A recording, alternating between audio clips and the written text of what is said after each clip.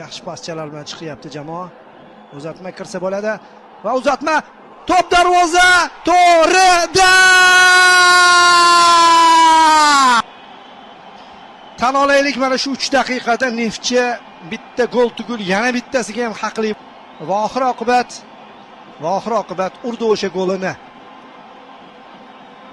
Chapdan boshlandi. O'zi Aliboyev to'pni chayqata keyin hujumni butunlay boshqa yo'nalishda davom ettirishga qaror qildi. Tajriba, yaxshi hujumlar tashkil etilyapti va gol!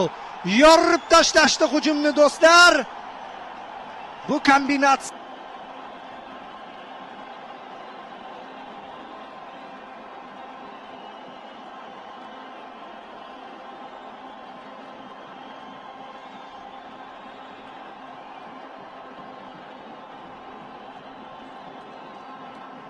Muhammadali G'iyosov. Hop, 2-2.